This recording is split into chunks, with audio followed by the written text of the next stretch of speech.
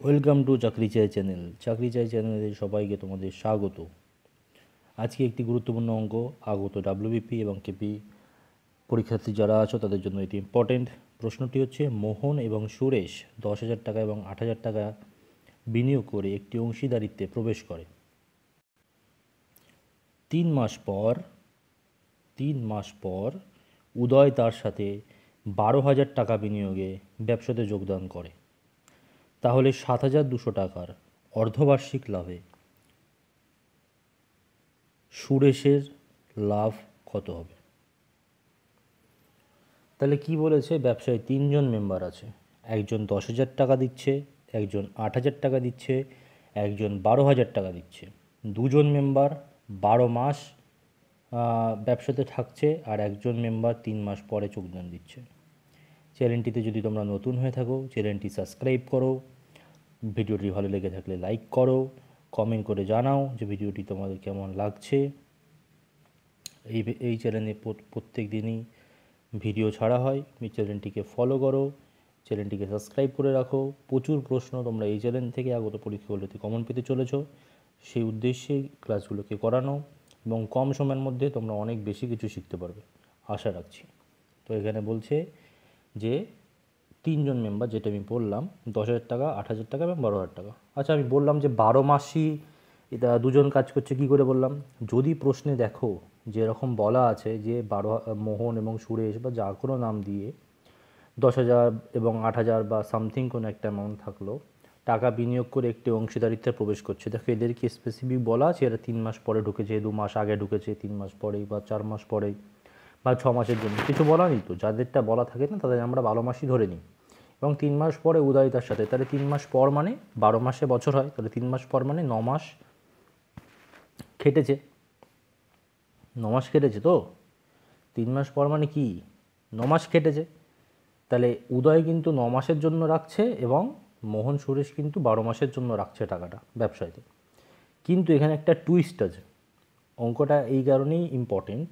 সেটা হচ্ছে লাস্টের লাইনটা যদি তোমরা দেখো, 7,200 টাকার অর্ধবার্ষিকী লাভে সুরেশের লাভ কত হবে। এখানে যে অর্ধবার্ষিকীটা বলে দিল না, এখানেই সব শেষ করে দিল।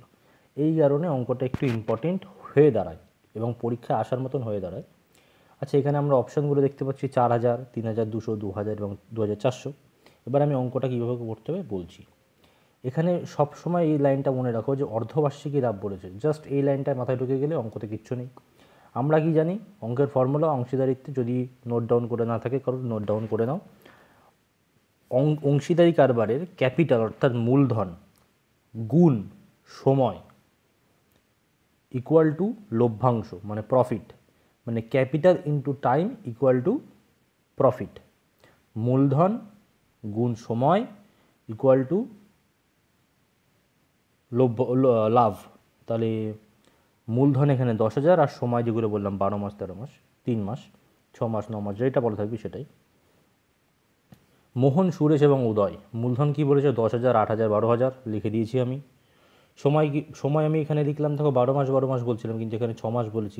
কেন লিখলাম? এখানে 3 মাস কেন লিখলাম? ওখানে তো 3 মাস পরে ঢুকেছে, তার মানে এরা 9 মাস ব্যবসা করেছে। কারণ এখানে অর্ধবার্ষিকী বলেছে। যখন অর্ধবার্ষিকী বলে দেবে তখন অর্ধবার্ষিকী লাভ মানে কত? 12 মাসের অর্ধেক 6 মাস। তাহলে যেটা আমরা 12 মাস ধরছিলাম সেটা আমরা 6 মাস ধরবো, কিছু বলা নেই। ওপরে আমরা 12 মাস ধরে নিচ্ছিলাম, যখনই আমরা দেখবো যে অর্ধবার্ষিকী তখনই আমরা ধরে নেবো ওটা 6 মাস বলেছে। তাহলে দুজন 6 মাস 6 মাস করে রাখছে, মোহন এবং সুরেশ। এবং যেহেতু দুজন 6 মাস 6 মাস করে রাখছে, 3 মাস পরে উদয় ঢুকেছে। অর্ধবার্ষিকীতেই তো বছর শেষ হয়ে যাচ্ছে, মানে 6 মাসে বছর শেষ হয়ে যাচ্ছে। তারা যদি 6 মাস করে রাখে, 3 মাস পরে ঢুকেছে, তাহলে এর কত মাস রাখলো? 3 মাস পরে যদি ঢোকে, 6 মাসে যদি বছর হয়ে যায়, তাহলে 3 মাস বাকি থাকে। তাহলে সে কত দিনের জন্য রাখছে? 3 মাসের জন্য রাখছে। তাহলে 6 6 3।